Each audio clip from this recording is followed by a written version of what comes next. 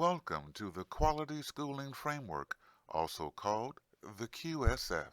The California Department of Education developed the QSF to assist educators as they work to ensure that the students in their schools learn and thrive. This video will identify and address equity issues to prepare all students to meet this century's challenges. Schools should help all students achieve their highest potential.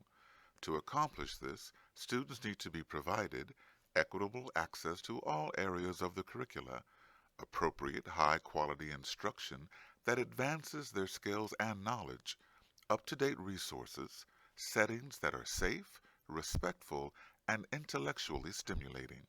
To ensure that America regains its status as the best educated, most competitive workforce in the world, with the highest proportion of college graduates of any country, we must close the pervasive achievement and attainment gaps that exist throughout the nation. Yet, far too often, the quality of a child's education and learning environment and opportunities to succeed are determined by his or her race, ethnicity, national origin, age, sex, sexual orientation, gender identity, disability, language, socioeconomic status, and/or zip code.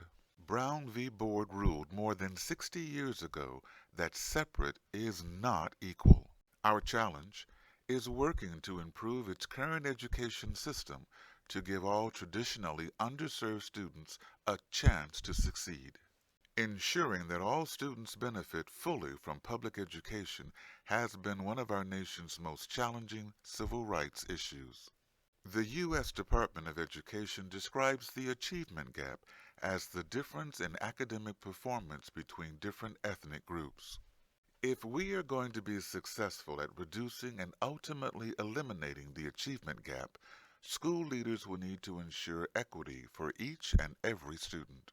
Decision makers at all levels of the educational enterprise should, at a minimum, examine their systems, policies, procedures, and practices to create systems that are fair and equitable. The U.S. Department of Education, under Title IV of the 1964 Civil Rights Act, formed the Regional Equity Assistance Centers. They identified and endorsed 6 goals of educational equity. The first goal is for all students to achieve high academic standards and achieve high positive outcomes on all other indicators of achievement. All student populations at any district, school, or classroom should perform at equally high levels, as evidenced by test scores, graduation rates, attendance, and local measures.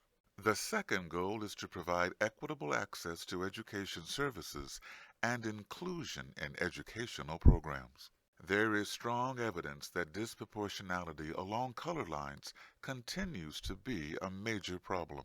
There is overrepresentation in special education and underrepresentation in gifted and talented programs. Improving equity requires removing barriers to high-level courses, as well as providing extra instructional time in English language arts and math for struggling students. Authors of Understanding Language, Kenji Hakuta and Maria Santos from Stanford University noted that English language learners have a right to an appropriate education that is grounded in sound theory and implemented in ways that address their needs through coordinated instructional systems of support. The education community must consider how to best address the equitable access for underrepresented student populations. The third goal is to ensure equitable treatment for all students. Equitable treatment refers to patterns of interaction between all individuals within the school environment that is characterized by acceptance, respect, support, and safety. The disproportionate use of out-of-school suspensions and expulsions contributes to the higher absentee rates for African American and Latino student populations.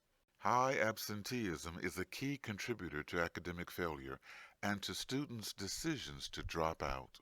Acknowledging and valuing students' cultural and ethnic origins and providing relevant examples in the curriculum increase student engagement. In particular, schools can empower the parents and families of students who have been traditionally underserved and underrepresented. by creating a place for their voice and engagement in all aspects of their children's education experience. The fourth goal is to ensure equitable resource distribution. Essential education resources include a rigorous curriculum, high-quality instructional materials, personalized attention for students, enrichment opportunities, and most importantly, expert teachers. Districts, local school boards, administrators, and unions should work together to ensure that the students most in need have high access to high-quality teachers, administrators, and support staff. Districts must offer access to high-quality technology. Many communities have limited or no access to computers to provide advanced instructional methods. Schools with high concentrations of students living in poverty tend to have inadequate libraries and laboratories, outdated instructional materials, fewer supplies, insufficient equipment, and fewer enrichment opportunities for students. The fifth goal is to ensure equitable opportunities to learn for all students. Aside from resources for all students, schools must also ensure that all students have adequacy, quality, and equity in the opportunities for students to learn. Systems, policies, procedures, and practices ensure rigorous content is provided, enables all students to learn at high levels, and considers the multiple ways in which students learn. The best in classroom practice and research is supported with ongoing professional development so that they have the capacity to meet the diverse needs of their students. The sixth goal is to ensure equitable shared accountability. Equitable shared accountability refers to shared responsibility and accountability across all stakeholders for guaranteeing that appropriate and sufficient resources, qualified teachers, challenging curricula, opportunities to learn, and sufficient supports are available for every student. School boards, educators at every level, and parents must take responsibility to ensure equally positive outcomes for all students. Thank you for viewing this video. We encourage you to explore the Quality Schooling Framework element for equity, which provides a variety of resources to respond to the diverse needs of their students. Also, look for resources associated with this video, including a discussion guide that provides ideas for using this resource as you work with your school and district community to ensure that all your students learn and thrive.